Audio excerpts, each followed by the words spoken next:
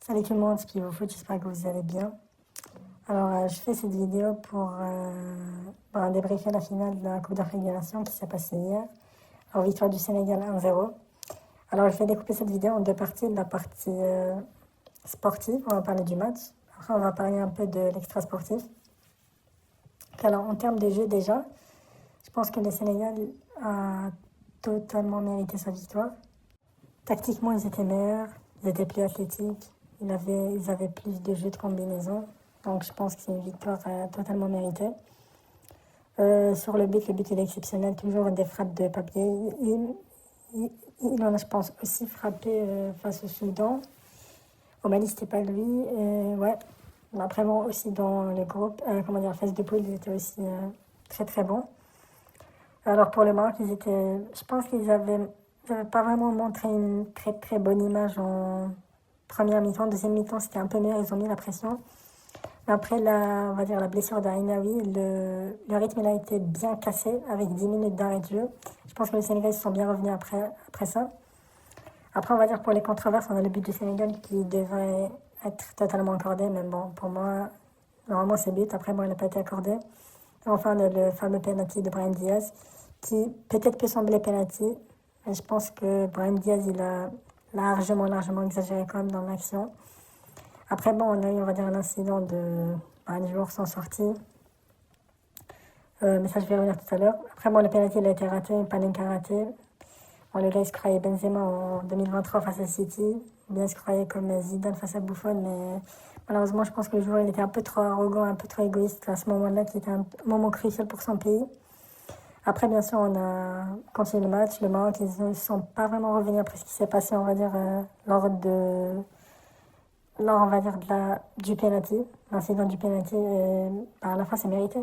Avec l'homme providentiel qui est Sadio Mané, qui a fait une CAN top exceptionnelle. Je pense qu'il rentre parmi les plus grandes légendes d'Afrique. Peut-être, voire peut-être la meilleure, peut-être derrière Samuel Eto'o un peu. Mais avec deux CAN gagnés pour son pays, les seuls, on va dire, deux CAN de l'histoire, il rentre dans l'histoire du pays à jamais. Après, pour l'extra sportif, déjà, on va parler on va dire, du penalty. Bon, le penalty au Sénégal, je dirais, je sais pas s'il y a des lois spécifiques pour, on va dire, sanctionner des équipes sur ces cas, on va dire, sur ces comportements. Après, je dis, ils ont peut-être 50% raison, parce que c'est vrai que le penalty, c'était pas vraiment un penalty, alors que leur but devrait être valide. Et 50%, fallait pas sortir de cette manière.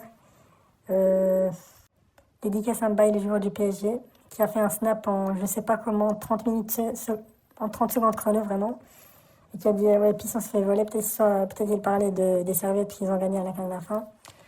Qu'est-ce qu'on a ici? Ouais, après, c'est vrai, l'affaire des serviettes. Je pense que la serviette d'Edouard Mendy, son prix, il a sûrement triplé, x10, x20. Je pense qu'elle peut être facilement vendue sur Facebook Marketplace ou, je sais pas, mais c'est une serviette qui vaut beaucoup.